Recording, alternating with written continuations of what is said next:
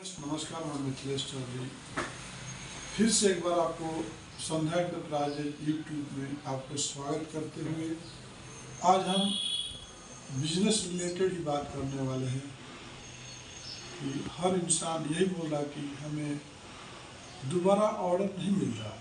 जिस कस्टमर को आप एक बार ऑर्डर कन्वर्ट करते हो फिर आपको दोबारा ऑर्डर क्यों नहीं मिलता है, आखिर क्या रीज़न है। ऐसे हम 10 रीज़न आपके सामने शेयर करेंगे जो हमारी जो एक्सपीरियंस है उसके साथ। तो ये रीज़न आपको अगर इसको फुलफिल करते हो तो हो सकता है, मैं तो गारंटी तो नहीं देता हूँ, लेकिन 80% आप इसको फुलफिल करते हो तो आपको रिपीट ऑर्डर आने के चांसेस 80% रहेगा। तो फर्स्ट क्या है कि आप कस्टमर फीडबैक, आप जब भी कोई मटेरियल आप सेल करते हो कस्टमर को देते हो, देने के बाद आप उसको एलआर कॉपी भेजते हो, बाय मेल इनवॉइस भेजते हो, तो क्या आप उससे फीडबैक लेते हो कि आपका मटेरियल पहुंचा कि नहीं पहुंचा और हमारा जो क्वालिटी कैसा था। तो आपको फीडबैक लेना बहुत ज़रूरी होता है। जिस दिन आप फीडबैक लेना शुरू करोगे तो मेरा कहना यह है कि बहुत लोग डरते हैं, फीडबैक पूछूं तो पूछूं कैसे, लेट से दिया हमने मटेरियल, हमारे हाथ से डिले हो गया था, तो डर के मारे सामने वाले से पूछते नहीं है। आप डिस्पैच करने के बाद ये भी नहीं पूछते सर मटेरियल पहुंचा कि नहीं पहुंचा, आप रिसीव किया कि नहीं किया। तो आप कस्टमर से रिलेशन नहीं बना पा रहे हो। अगर कस्टमर से फीडबैक लेते हो कि मान लीजिए आप कभी भी जाते हो, कहीं होटल में जाते हो या कहीं पे जाते हो, तो होटल वाला भी आपसे फीडबैक लेता है कि हमारा होटल कैसे रहा, हमारा होटल का फूड कैसा रहा। तो आपको भी फीडबैक लेना बहुत ज़रूरी होता है। रिटर्न में भी ले सकते हो और वर्बल भी ले सकते हो। और जब आप वॉइस कॉल कर फीडबैक लेते हो तो उस वॉइस को आप रिकॉर्ड करिए, रिकॉर्ड करके आप एक फीडबैक वॉइस का एक रिकॉर्डिंग बनाइए। और कोई भी कस्टमर आपको पूछता है कि आप किसको किसको माल दिए, तो उस रिकॉर्डिंग को अगर उस कस्टमर तक हम पहुंचाते हैं तो दूसरे कस्टमर भी उस फीडबैक के थ्रू आपको बिजनेस देते हैं। या रिटर्न में फीडबैक लेते हैं वेल एंड गुड। अगर वो फीडबैक हम दूसरे कस्टमर को रेफरेंस में देते हैं तो वो आपके ऊपर ट्रस्ट करेगा और आपको बहुत हेल्प मिलेगा। और दूसरा सेकंड पॉइंट है कि कस्टमर का ट्रस्ट का कमी। अगर देखिए, कस्टमर जब तक आपके ऊपर ट्रस्ट नहीं करता है तब तक आपको रिपीट ऑर्डर आने का चांस नहीं रहता है। तो उसके लिए आपको क्वालिटी भी अच्छी होना चाहिए, क्वांटिटी भी अच्छी होनी चाहिए, डिलीवरी भी अच्छी टाइम पर होना चाहिए। तो जब तक आप कस्टमर का ट्रस्ट आपको नहीं जीत पाते हो, जब तक आपके ऊपर ट्रस्ट नहीं होता है, आप ज़्यादा दिन उसके साथ बिजनेस नहीं कर सकते। एक बिजनेस के बाद होगा क्या कि आपको डाइवर्ट हो जाएगा, दूसरी जगह कस्टमर आपका चला जाएगा। तो ये चीज़ आपको देखिए कि कस्टमर जो है आपके ऊपर कितना ट्रस्ट करता है और उसको अपने ट्रस्ट में, अपने ग्रिप में कैसे ले आ सकते हैं, उसके लिए आपको ही कन्विंस करना होगा। Third point is the missing need of the customer. आप मान लीजिए जो आप कस्टमर की नीड्स क्या है, उसकी ज़रूरत क्या है, उसकी ज़रूरत को आप पूरा करना आपकी रिस्पॉन्सिबिलिटी बनता है। अगर कस्टमर के नीड्स को आप समझ नहीं पा रहे हो, वो क्या बोलना चाहता है, पहले तो आपको कस्टमर की जो बात ही पूरी सुननी चाहिए। जब भी आप फ़ोन करते हो तो पूरी बात आप सुनिए, बीच में फ़ोन आपको कट मत करिए। आप कस्टमर की नीड्स को पहले समझिए, कस्टमर चाहता क्या है। आप जब कस्टमर बोलता है तो आप चुपचाप सुनिए, ध्यान लगाइए, सुनिए। जब आप बोलते हैं तो कस्टमर को भी सुनना चाहिए।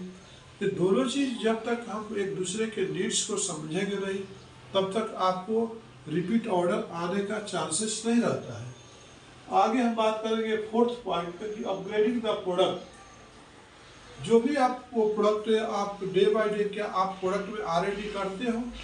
देखिए, मार्केट के हिसाब से आपको प्रोडक्ट को मतलब आपको अपडेट करते रहना चाहिए। जैसे मान लीजिए आज से कई साल पहले लोग बैलगाड़ी में चलते थे, तो आपको कार आया, कार में भी बहुत लेटेस्ट कार आए, इलेक्ट्रिकल कार आ गए। तो हम कहाँ पर खड़े हैं, आप अपने प्रोडक्ट को अपग्रेड नहीं कर पाते हो, उसको डे बाय डे उसमें R&D करते रहना चाहिए, डे बाय डे उसको इम्प्रूव करने की कोशिश करना ही चाहिए, बेहतर से बेहतर क्वालिटी आपको लाना चाहिए, तभी आपको को रिपीट ऑर्डर आते रहेंगे। आप कस्टमर से क्या बोलना चाहोगे? आप ये बोलना चाहोगे इस मैंने सर इस क्वालिटी में और बेहतर हमने कर दिया है, बहुत अच्छा फीचर दे दिया है। तो देखिए आपका नोकिया था, नोकिया में कुछ फीचर्स नहीं बना है, इसलिए नोकिया फ्लॉप हो गया, मोटोरोला फ्लॉप हो गया। तो जैसे जैसे जो फ़ोन आ रहे हैं उसमें फीचर्स है, वीडियो फीचर्स है, न जाने कितने ऐप्स का फीचर, बहुत सारे फीचर्स रहने से फ़ोन चल रहे हैं। तो आप भी अपने प्रोडक्ट को अपग्रेडिंग करते रहो, तभी आपका प्रोडक्ट जो है और लोग से अच्छा रहना चाहिए, औरों से फीचर्स अच्छा होना चाहिए, लाइफ भी अच्छा देना चाहिए, तभी आपका और रिपीट ऑर्डर आएगा। नेक्स्ट जो पॉइंट है आपका fifth point, upgrading of the product price.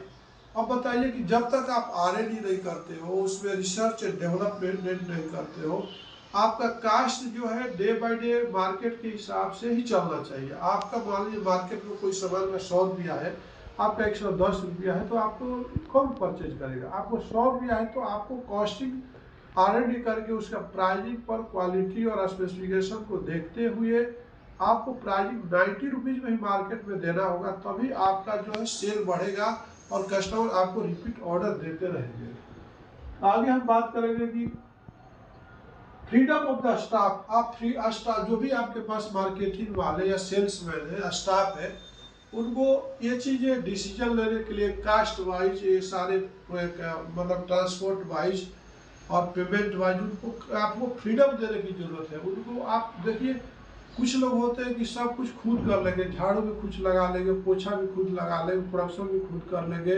Billing भी खुद कर लेंगे और सेल भी खुद कर लेंगे। तो ये सब कुछ आप मैं मानता हूँ कि मनुष्य एक ऐसा प्राणी है कि आप सब कुछ कर सकते हो, लेकिन एक बार में सब कुछ करना आपके लिए तो पॉसिबल नहीं है। इसलिए आप जो भी स्टाफ मार्केटिंग में रखते हो, सेल्स में रखते हो, उनको एक लिमिट दीजिए, उनको एक फ्रीडम दीजिए कि आप डिसीजन ले सकते हो। आप इसके जो कॉस्ट हम आप दे दीजिए कि ये हमारा बॉर्डर प्राइस है, ये बॉर्डर प्राइस से नीचे नहीं जाना है, लेकिन कस्टमर भी किसी भी हालत में आपसे रूठना नहीं चाहिए, आपसे दूर नहीं जाना चाहिए। आपका कस्टमर जो आपने एक बार उसको सर्विस दिया, कंटिन्यूस आप सर्विस देने के लिए हमेशा उसको एग्री करना आपकी रिस्पॉन्सिबिलिटी है, इतना फ्रीडम देना चाहिए। Upgrading of the transportation. मान लीजिए आपको डेली डे बाय डे एक बार जरूर आप बीच बीच में जिस ट्रांसपोर्ट से कहीं के लिए काम करते हो, तो आप नया ट्रांसपोर्ट है या कुछ कस्टमर जिसको आपने मटेरियल भेजते हो, डिस्पैच करते हो, आप ऑल ओवर इंडिया करते हो, तो उनसे पूछिए कि सर इसके अलावा और भी आपके नॉलेज में अगर और बेहतर ट्रांसपोर्ट है तो हमको बताइए। अगर ये ट्रांसपोर्ट आपको डिले किया डिस्पैच करने में या प्रॉब्लम किया, तो आपके हिसाब से और कोई भी ट्रांसपोर्ट है जिसको हम लोग आप बेहतर ढंग से आप तक पहुंचा सकते हैं। तो ये आपको, जैसे कि हमारे एक और कस्टमर थे बडोदरा गुजरात में, तो उससे ARC ट्रांसपोर्ट ने उनके साथ 2 बार सप्लाई किया था, दोनों बार जो है मिस प्लेस किया था, मिस बिहेव किया था और मिस प्राइजिंग किया था। तो उसके वजह से कस्टमर काफ़ी नाराज हो गया था। फिर मैंने उनको चांस दिया, दूसरे ट्रांसपोर्ट से बात किया, वो 5 रुपीज़ की बात थी, उन्होंने ज़्यादा रेट लगाया था ARC ने, तो ये तीसरे प्राइस के थ्रू हमने उनको कन्वेंस किया और फिर हमारे साथ वो कंटिन्यूस बिजनेस कर रहे। तो आपको जो है ट्रांसपोर्ट भी एक बहुत बड़ी मतलब भूमिका निभाता है बिजनेस में। रिपीट ऑर्डर आने में सबसे बड़ा रुकावट की आपका जो है ट्रांसपोर्टेशन है, तो ट्रांसपोर्टेशन भी आपको अपग्रेड करते रहना चाहिए। इसके बाद हम लोग बात करते हैं कि ग्रीटिंग्स ऑफ द कस्टमर। मान लीजिए एक पॉइंट पर आप फोकस करिए, अब कोई भी इवेंट आता है, कोई भी फेस्टिवल आता है, जिस कस्टमर के साथ आप बिजनेस करते हो, मान लीजिए आप जिस कस्टमर के साथ आप बिजनेस करते हो, तो उस पर्सन से आप खुल के पर्सनली भी बात कीजिए, पर्सनली भी उसका लाइफ में इंटरफेयर करिए। पूछिए कि सर आपका डेट ऑफ बर्थ क्या है, सर आपका कब बर्थडे आने वाला है सर। तो बर्थडे जब भी आता है तो आप प्रिपेयर रहिए। जिस कस्टमर आपको डेली रिसीव करते हो उसका आप बर्थडे तो पूछ सकते हैं, सर आपका बर्थडे कब है, तो आपका मैरिज एनिवर्सरी कब है सर। तो आप इतना बातें पूछोगे तो आप एक अच्छा रिलेशन में आओगे और उनको नोट करके रखिए कि हमारे जो रिसेलर है, हमारे कस्टमर है, इनका ये बर्थडे है, ये मैरिज एनिवर्सरी है। तो उस बर्थडे के मॉर्निंग में आप एक मैसेज लगा देते हो, या उनके मैरिज एनिवर्सरी पे एक मैसेज लगा दे तो आपको को लगेगा कि वो कस्टमर हमारा बहुत ख्याल रखता है, हमारा सप्लाई। तो आपका एक अलग ही रिलेशन बनेगा, और जब ऐसा रिलेशन बन जाएगा तो आपको जो कस्टमर आपसे रेगुलर जो बिजनेस कर रहा है आपको छोड़ करके दूसरी जगह जाने की कोशिश नहीं करेगा, कि यहाँ बिजनेस जो है आपका फैमिली रिलेशन तक चला गया और आप एक फैमिलियर बन जाते हो, तो आपके साथ वो जाने का नाम ही नहीं लेगा। आगे हम बात करते हैं कि डिले इन द डिसीजन। आप कोई भी आपको काम करते हो तो आप डिसीजन लेने में बहुत डिले कर देते हो, जब तक कस्टमर दूसरे के पास चला जाता है। तो जब भी आप कोई भी कास्ट प्रोडक्ट पे आप बात करते हो, कोटेशन में बात करते हो, जो रेगुलर कस्टमर है उनसे भी बात करते हो कोई भी रिलेटेड, तो आप डिले मत करिए, डिसीजन लेने में डिले मत करिए। बहुत लोग, हर आदमी क्या करता है, डिले कर देता है। तो जो भी काम करना है तो आप तुरंत काम कर दीजिए, जो भी प्राइसिंग के बाद तुरंत डिसीजन ले लीजिए, जो भी ट्रांसपोर्टेशन तुरंत उनको फीडबैक देंगे।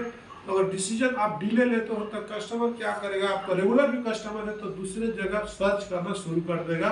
तो ये पॉइंट आपको बहुत मायने रखता है। आपको इसके बाद हम बात करते हैं 10 पॉइंट जो है मिनट्स ऑफ मीटिंग का विथ कस्टमर। मतलब मिनट्स ऑफ मीटिंग भी आपका बहुत इंपॉर्टेंट होता है, जिससे हम फेस टू फेस डेली बात करते हैं। तो हमारा इंटरेक्शन बोले तो, हमारा अट्रैक्शन बोले तो एक अलग होता है, एक अच्छा बॉन्डिंग आता है कस्टमर में और हमारे में। जैसे हम डेली आपसे मिलते हैं तो हमारे और आपके अंदर जो एक अच्छी बॉन्डिंग आता है, जो हमको हटा नहीं सकता है, एक दूसरे को अच्छा समझने का टाइम मिलता है।